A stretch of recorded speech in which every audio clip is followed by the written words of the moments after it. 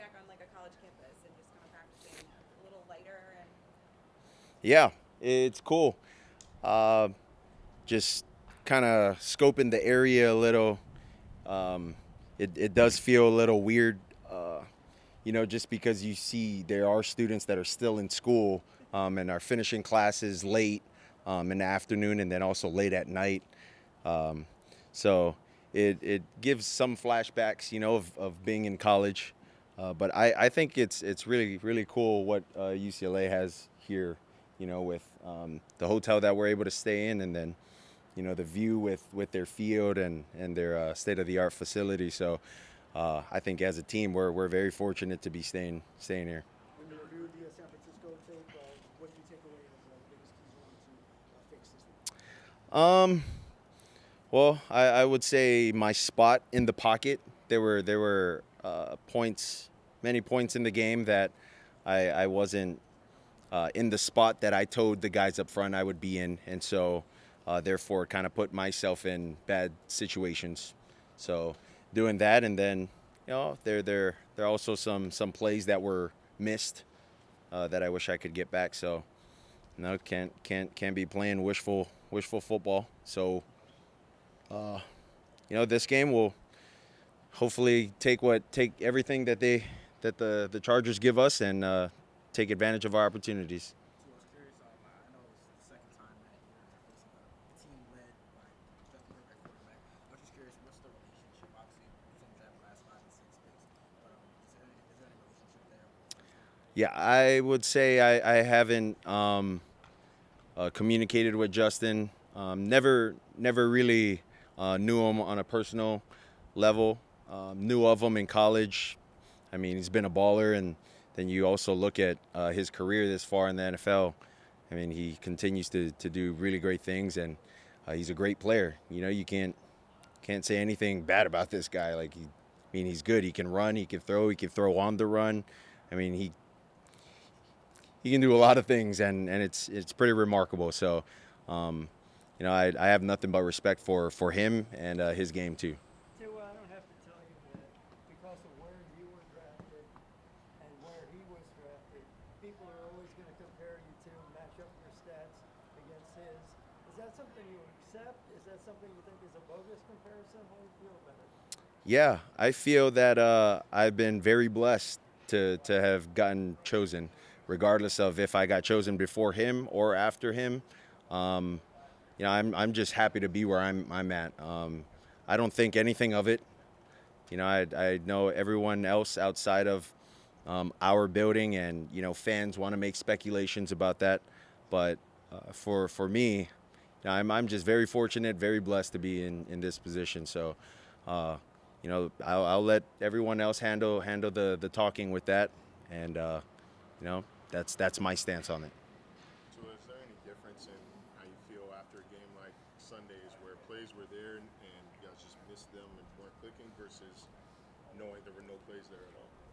Yeah, because there's a lot of things that you can improve on. There's areas of work that you thought maybe you had down that hey, reality check.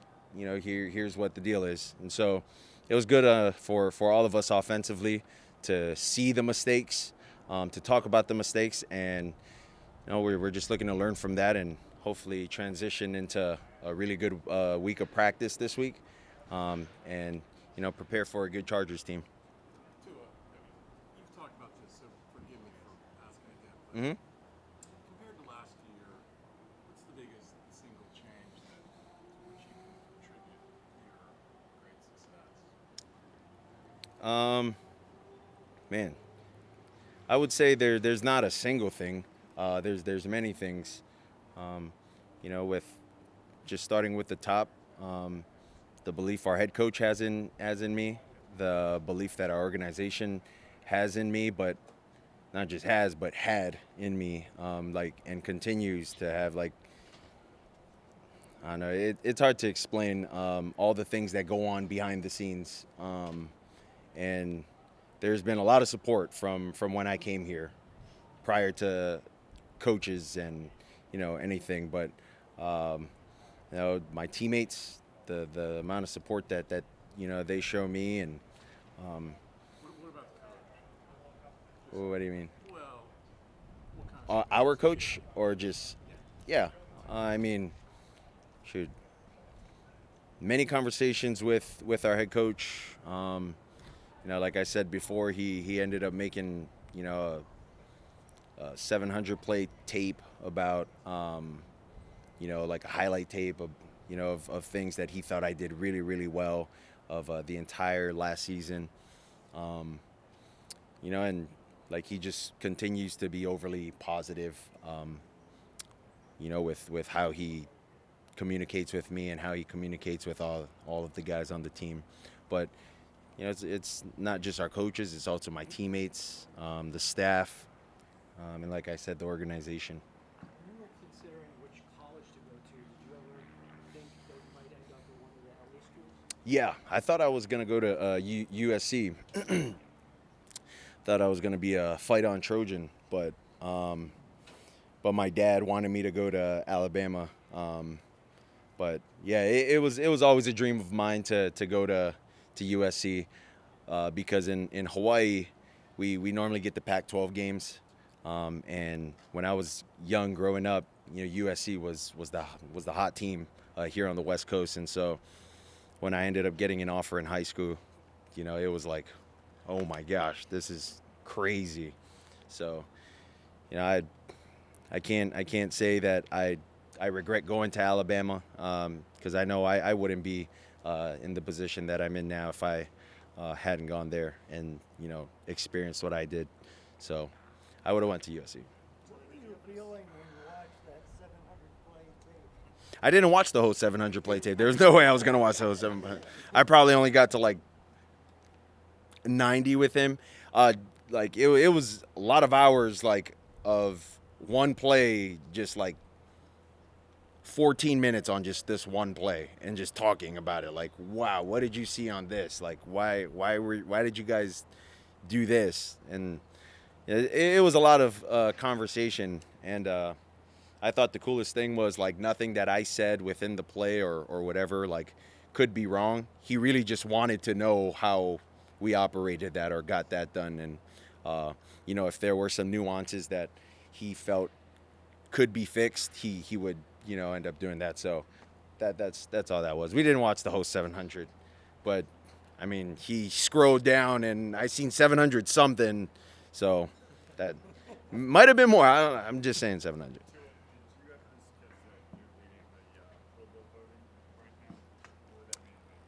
I mean that's news to me. That's the first time I'm hearing it.